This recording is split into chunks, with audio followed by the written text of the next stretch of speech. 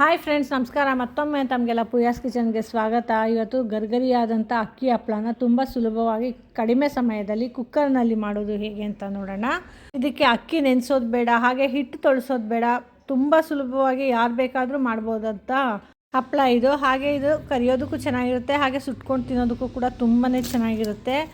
ಊಟದ ಜೊತೆಗಂತೂ ಒಳ್ಳೆ ಕಾಂಬಿನೇಷನ್ನು. ಹಾಗಿದ್ರೆ ಮಾಡೋದು ಹೇಗೆ ಅಂತ ನೋಡೋಣ. ಅದಕ್ಕಿಂತ ಮುಂಚೆ ನೀವಿನ್ನೂ ನಮ್ಮ ಚಾನಲ್ನ ಸಬ್ಸ್ಕ್ರೈಬ್ ಆಗಿಲ್ಲ ಅಂದರೆ ಖಂಡಿತ ಸಬ್ಸ್ಕ್ರೈಬ್ ಆಗಿ, ಹಾಗೆ ಪಕ್ಕದಲ್ಲಿರೋಂಥ ಬೆಲ್ ಐಕಾನ್ನ ಕ್ಲಿಕ್ ಮಾಡ್ಕೊಳ್ಳಿ. ಈಗ ಹಪ್ಪಳ ಮಾಡೋದು ಹೇಗೆ ಅಂತ ನೋಡೋಣ ಬನ್ನಿ. ಇಲ್ಲಿ ನಾನು 1 ಕಪ್ಪಷ್ಟು ಅಕ್ಕಿ ತೊಗೊಂಡಿದ್ದೀನಿ. ನೋಡಿ, ಈ ಗ್ಲಾಸಲ್ಲಿ ಅಕ್ಕಿ ತೊಗೊಂಡಿದ್ದೀನಿ. ಈ ಅಕ್ಕಿನ ನಾನು 2 ಸರಿ ಚೆನ್ನಾಗಿ ತೊಳೆದು ಇಟ್ಕೊತಾ ಇದ್ದೀನಿ. ಇಲ್ಲಿ ನಾನು ಮಾಮೂಲಿ ಅನ್ನಕ್ಕೆ ಬಳಸ್ತೀವಲ್ಲ ಅದೇ ಅಕ್ಕಿ ತೊಗೊಂಡಿದ್ದೀನಿ. ನೀವು ಯಾವ್ದು ಬೇಕಾದರೂ ಅಕ್ಕಿ ತೊಗೋಬೋದು. ರೇಷನ್ ಅಕ್ಕಿ ಅಥವಾ ದೋಸೆಗೆ ಹಾಕ್ಕೊಳ್ಳೋದಕ್ಕೆ ಬಳಸ್ತೀರಲ್ಲ ಆ ಅಕ್ಕಿ ಕೂಡ ಹಾಕ್ಕೋಬೋದು. ಈಗ ನಾನು ಅಕ್ಕಿನ ಯಾವ ಲೋಟದಲ್ಲಿ ತೊಗೊಂಡಿದ್ದೀನೋ ಅದೇ ಲೋಟದಲ್ಲಿ ನಾನು 5 ಕಪ್ಪಷ್ಟು ನೀರು ಹಾಕ್ಕೊಂಡಿದ್ದೀನಿ. ಹಾಗೆ ಅದಕ್ಕೆ 1 ಟೀ ಸ್ಪೂನಷ್ಟು ಉಪ್ಪು, 1/4 ಟೀ ಸ್ಪೂನಷ್ಟು ಸೋಡಾ ಹಾಕ್ಕೊಂಡು ಚೆನ್ನಾಗಿ ಮಿಕ್ಸ್ ಮಾಡ್ಕೊತಾ ಇದ್ದೀನಿ. ಈ ಉಪ್ಪು ಮತ್ತು ಸೋಡಾ ಸ್ವಲ್ಪ ನೀರಲ್ಲಿ ಚೆನ್ನಾಗಿ ಕರಗಿದ ನಂತರ ಈಗಾಗಲೇ ತೊಳೆದಿಟ್ಕೊಂಡಿದ್ದೀನಲ್ಲ ಅಕ್ಕಿ, ಅದನ್ನು ಈ ನೀರಿಗೆ ಹಾಕ್ಕೊಳ್ತಾ ಇದ್ದೀನಿ. ಈ ರೀತಿ ಈ ಅಕ್ಕಿ ಎಲ್ಲ ಹಾಕ್ಕೊಂಡು ಈ ಲಿಡ್ ಕ್ಲೋಸ್ ಮಾಡಿ ಸುಮಾರು 5ರಿಂದ 6 ವಿಷಲ್ ಕೂಗಿಸ್ಕೋಬೇಕು. ಆಗ ಅನ್ನ ಚೆನ್ನಾಗಿ ಅರಳ್ಕೊಳ್ಳುತ್ತೆ, ಹಾಗೆ ಚೆನ್ನಾಗಿ ಸ್ಮ್ಯಾಶ್ ಆಗೋ ರೀತಿ ಬೇಯುತ್ತೆ. ನೋಡಿ, ಇದು 6 ವಿಷಲ್ ಕೂಗಿಸಿದ್ದೀನಿ ನಾನು. ಪ್ರೆಷರ್ ಕೂಡ ಎಲ್ಲ ಬಿಟ್ಟಿದೆ. ಈಗ ಓಪನ್ ಮಾಡಿ ನೋಡ್ತಾ ಇದ್ದೀನಿ. ನೋಡಿ, ಇಲ್ಲಿ ಅನ್ನ ಚೆನ್ನಾಗಿ ಸ್ಮ್ಯಾಶ್ ಆಗೋ ರೀತಿ ಬೆಂದಿದೆ. ಹಾಗೆ ಸೋಡಾ ಬೇರೆ ಹಾಕಿದ್ದೀವಲ್ವ, ಹಾಗಾಗಿ ಚೆನ್ನಾಗಿ ಬೆಂದಿರುತ್ತೆ. ಈ ರೀತಿ ಚೆನ್ನಾಗಿ ಬೆಂದಿರೋ ಅನ್ನನ ಇನ್ನೊಂದು ಸರಿ 1 ಸ್ಪೂನ್ ತೊಗೊಂಡು ಈ ರೀತಿ ಸ್ಮ್ಯಾಶ್ ಮಾಡ್ಕೋಬೇಕು. ಹಾಗೆ ಇಲ್ಲಿ ಇದು ಕಲಿಸ್ಕೊಂಡಾಗ ಇದು ಗಟ್ಟಿ ಅಂತ ಅನಿಸಿದ್ರೆ ಸ್ವಲ್ಪ ನೀರನ್ನ ಕಾಯಿಸಿ ಹಾಕ್ಕೊಂಡು ಚೆನ್ನಾಗಿ ಮಿಕ್ಸ್ ಮಾಡಿಕೊಂಡು ನಂತರ ಮಸಾಲೆಗಳನ್ನ ಸೇರಿಸ್ಕೊಳ್ಳಿ. ನಾನು 1 ಟೇಬಲ್ ಸ್ಪೂನಷ್ಟು ಜೀರಿಗೆ ಹಾಕ್ಕೊಂಡಿದ್ದೀನಿ. ಹಾಗೆ ಇಲ್ಲಿ ಒಣಮೆಣಸಿನ್ಕಾಯಿನ ನಾನು ಈ ರೀತಿ ಮಿಕ್ಸಿನಲ್ಲಿ ತರ್ತರಿಯಾಗಿ ಪುಡಿ ಮಾಡಿ ಹಾಕ್ಕೊಂಡಿದ್ದೀನಿ. ಇಲ್ಲಿ ಅಚ್ಕಾರದ ಪುಡಿ ಹಾಕ್ಕೊಂಬಿಟ್ರೆ ಅದು ಹಪ್ಪಳದ ಕಲರೇ ಚೇಂಜ್ ಆಗೋಗುತ್ತೆ. ಹಾಗೆ ಚಿಲ್ಲಿ ಫ್ಲೇಕ್ಸ್ ಹಾಕ್ಕೊಂಡ್ರೆ ಅದು ಅಷ್ಟೊಂದು ಖಾರ ಬರೋದಿಲ್ಲ. ಅದಕ್ಕೋಸ್ಕರ ನಾನು ಫ್ರೆಶ್ಶಾಗಿ ಈ ರೀತಿ ಪೌಡ್ರ್ ಮಾಡಿ ಹಾಕ್ಕೊಂಡಿದ್ದೀನಿ. ಹಾಗೆ 2 ಕಡ್ಡಿಯಷ್ಟು ಕರಿಬೇವನ್ನ ಕೂಡ ಸಣ್ಣದಾಗಿ ಕಟ್ ಮಾಡಿ ಹಾಕ್ಕೊಂಡಿದ್ದೀನಿ. ಮತ್ತು ಕೊತ್ತಂಬರಿ ಸೊಪ್ಪನ್ನ ಸಣ್ಣದಾಗಿ ಕಟ್ ಮಾಡಿಕೊಂಡು 1 ಹಿಡಿಯಷ್ಟು ಹಾಕ್ಕೊಂಡಿದ್ದೀನಿ. ಈಗ ಈ ಎಲ್ಲ ಪದಾರ್ಥಗಳನ್ನ ಚೆನ್ನಾಗಿ ಮಿಕ್ಸ್ ಮಾಡ್ಕೋಬೇಕು. ಈಗಾಗಲೇ ಅಕ್ಕಿ ಇಟ್ಕೊಂಡಾಗಲೇ ಉಪ್ಪನ್ನ ಹಾಕ್ಕೊಂಡಿದ್ದೀವಲ್ವ, ಹಾಗಾಗಿ ಉಪ್ಪನ್ನ ಹಾಕ್ಕೊಳ್ತಾ ಇಲ್ಲ. ಮತ್ತು ಈ ಅಳತೆ ಅಕ್ಕಿಗೆ ನಾನು ಹಾಕ್ಕೊಂಡಿರೋಷ್ಟು ಉಪ್ಪು ಕರೆಕ್ಟಾಗಿರುತ್ತೆ. ಹಾಗೆ ಹಿಟ್ಟನ್ನ ತಿಂದು ನೋಡಿದ್ರೆ ಅದು ಉಪ್ಪು ಕಡಿಮೆ ಅನಿಸುತ್ತೆ. ಬಟ್ ಆದರೆ ಒಣಗಿದ ಮೇಲೆ ಹಪ್ಪಳ ತೇವಾಂಶ ಎಲ್ಲ ಹೋಗುತ್ತಲ್ಲ, ಹಾಗಾಗದು ಉಪ್ಪು ಕರೆಕ್ಟಾಗಿ ಬರುತ್ತೆ. ನೋಡಿ, ಈಗ ಇದನ್ನೆಲ್ಲ ಚೆನ್ನಾಗಿ ಮಿಕ್ಸ್ ಮಾಡ್ಕೊಂಡಿದ್ದಾಗಿದೆ. ಇದನ್ನು ಸ್ವಲ್ಪ ಚೆನ್ನಾಗಿ ತಣ್ಣಗಾಗೋದಕ್ಕೆ ಬಿಟ್ಕೋಬೇಕು.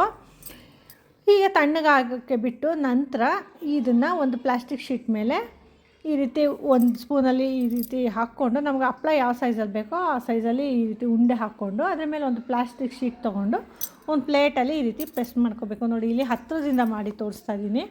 ಈ ರೀತಿ ಪ್ಲಾಸ್ಟಿಕ್ ಶೀಟ್ಗೆ ಸ್ವಲ್ಪ ಎಣ್ಣೆ ಹಾಕ್ಕೊಂಡ್ರೆ ಅದು ಒಂಚೂರು ಕೂಡ ಆ ಶೀಟ್ಗೆ ಮೆತ್ಕೊಳ್ಳೋದಿಲ್ಲ, ಕ್ಲೀನಾಗಿ ಬರುತ್ತೆ. ಈಗ ಒಂದು ಪ್ಲೇಟ್ ಸಹಾಯದಿಂದ ಈ ರೀತಿ ಪ್ರೆಸ್ ಮಾಡಿಕೊಂಡ್ರೆ ಹಪ್ಪಳ ನೋಡಿ ಎಷ್ಟು ಚೆನ್ನಾಗಾಗಿದೆ. ಹಾಗೆ ಪ್ರೆಸ್ ಮಾಡಿದಾಗ ನಮಗೆ ಇನ್ನೂ ಸ್ವಲ್ಪ ದೊಡ್ಡದಾಗಿ ಬೇಕು ಅಥವಾ ಮಧ್ಯದಲ್ಲಿ ಸ್ವಲ್ಪ ದಪ್ಪ ಬಂದಿದೆ ಅಂದರೆ ಕೈಯಲ್ಲಿ ಬೇಕಾದ್ರೆ ಒಂಚೂರು ಪ್ರೆಸ್ ಮಾಡ್ಕೋಬೋದು. ಈ ಪ್ಲೇಟ್ ತೆಗೆದ ನಂತರ ನೋಡಿ, ಈ ರೀತಿ ಪ್ಲೇಟಲ್ಲಿ ಪ್ರೆಸ್ ಮಾಡ್ಕೋಬೇಕು ಫಸ್ಟು, ನಂತರ ಕೈಯಲ್ಲಿ ಬೇಕು ಅಂದರೆ ಪ್ರೆಸ್ ಮಾಡ್ಕೋಬೋದು. ಹೀಗೆ ನಾನು ಎಲ್ಲ ಹಪ್ಪಳನೂ ಈ ರೀತಿ ಪ್ರೆಸ್ ಮಾಡಿ ಹಾಕ್ಕೊಂಡಿದ್ದೀನಿ. ಇದನ್ನು 2 ದಿವಸ ಹಾಗೆ ಒಣಗಿಸಿದ್ರೆ ಸಾಕು. ಫ್ಯಾನ್ ಕೆಳಗಡೆ ಒಣಗಿಸಿದ್ರೇ ಸಾಕು, ಬಿಸಿಲಿಗೆ ಹಾಕೊಳ್ಳೋಂಥ ಅವಶ್ಯಕತೆ ಇಲ್ಲ.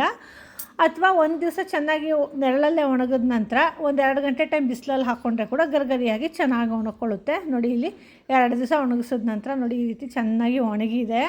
ನೋಡಿ, ಎಷ್ಟು ತೆಳುವಾಗಿ ಕಾಣಿಸ್ತಾ ಇದೆ.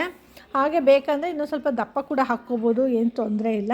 ಹಾಗೆ ಈ ರೀತಿ ಹಪ್ಪಳ ಮಾಡೋದಕ್ಕೆ ಬೆಳಗ್ಗೆ ಎದ್ದ ತಕ್ಷಣ ಕುಕ್ಕರ್ಗೆ ಈ ರೀತಿ ಅಕ್ಕಿ ಹಾಕಿ ಅನ್ನ ಥರ ಕೂಗಿಸಿ ಇಟ್ಕೊಂಡ್ಬಿಟ್ರೆ ನಮ್ಮದೆಲ್ಲ ಕೆಲಸ ಮುಗಿದ ನಂತರ ಅಷ್ಟೊತ್ತಿಗೆ ಕುಕ್ಕರ್ ಕೂಡ ತಣ್ಣಗಾಗಿರುತ್ತೆ. ಈ ಮಸಾಲೆ ಎಲ್ಲ ಸೇರಿಸ್ಕೊಂಡು ಈ ರೀತಿ ಹಪ್ಪಳ ಇಟ್ಕೊಂಡ್ರೆ ತುಂಬ ಬೇಗನೆ ಆಗೋಗುತ್ತೆ. ಕೇವಲ ಒಂದು ಅರ್ಧ ಗಂಟೆಯಲ್ಲಿ ಹಪ್ಪಳ ಇಟ್ಕೊಂಡಿದ್ದಾಗೋಗುತ್ತೆ.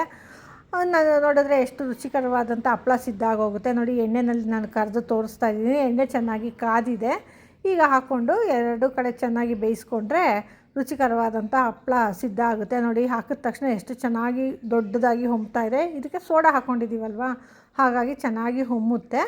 ಇದು ತುಂಬ ತೆಳುವಾಗಿ ಹಾಕ್ಕೊಂಡಿರೋದ್ರಿಂದ ಬೇಗ ತೆಗಿಬೇಕು. ಸ್ವಲ್ಪ ದಪ್ಪವಾಗಿ ಹಾಕ್ಕೊಂಡ್ರೆ ಚೆನ್ನಾಗಿ 2 ಕಡೆ ಕರ್ಕೋಬೋದು. ಇದು ತೆಳುವಾಗಿರೋದ್ರಿಂದ 1 ಕಡೆ ಕರ್ಕೊಂಡ್ರೆ ಸಾಕು, ಚೆನ್ನಾಗಾಗುತ್ತೆ. ಹಾಗೆ ನೋಡಿ, ಒಂದು ಹಪ್ಪಳನ ಮುರಿದು ಕೂಡ ತೋರಿಸ್ತಿದ್ದೀನಿ. ಎಷ್ಟು ಗರಿಗರಿಯಾಗಿ ಎಷ್ಟು ಚೆನ್ನಾಗಿದೆ ನೋಡಿ. ನೋಡಿ, ಮಸಾಲೆಗಳು ಕೂಡ ಅಷ್ಟೇ ಎಷ್ಟು ಮಸಾಲೆ ಇದೆ. ಹಾಗೆ ಮುರಿಯೋದಕ್ಕೂ ಅಷ್ಟೇ ನೋಡಿ, ಎಷ್ಟು ಗರಿಗರಿಯಾಗಿ ಹಿಂಗೆ ಸೌಂಡ್ ಬರ್ತಾಯಿದೆ ನೋಡಿ, ಎಷ್ಟು ಚೆನ್ನಾಗಿ ಬರ್ತಾಯಿದೆ. ರುಚಿಕರವಾದಂಥ ಅಕ್ಕಿ ಹಪ್ಪಳ ಕುಕ್ಕರ್ನಲ್ಲಿ ಮಾಡ್ಕೊಳ್ಳೋದು ಎಷ್ಟು ಸುಲಭ ಅಲ್ವಾ. ಹಾಗೆ ಈ ರೀತಿ ಸುಲಭವಾಗಿ ಮಾಡ್ಕೊಳ್ಬೋದಾದಂಥ ಹಪ್ಪಳದ ರೆಸಿಪಿ ನಿಮಗೂ ಕೂಡ ಗೊತ್ತಿದೆ, ನಮಗೂ ಕೂಡ ಖಂಡಿತ ತಿಳಿಸ್ಕೊಡಿ. ಹಾಗೆ ಈ ಹಪ್ಪಳನ ನೀವು ಖಂಡಿತ ಟ್ರೈ ಮಾಡಿ ಹೇಗೆ ಬಂತು ಅಂತ ನಮಗೆ ಫೀಡ್ಬ್ಯಾಕ್ ಕೊಡಿ. ಹಾಗೆ ಇನ್ನೂ ಹೆಚ್ಚು ವೀಡಿಯೋಸ್ಗಳಿಗಾಗಿ ನಮ್ಮ ಪೂಯಾಸ್ ಕಿಚನ್ನ ಲೈಕ್ ಮಾಡಿ, ಶೇರ್ ಮಾಡಿ, ಹಾಗೆ ಸಬ್ಸ್ಕ್ರೈಬ್ ಮಾಡಿ. ಧನ್ಯವಾದಗಳು.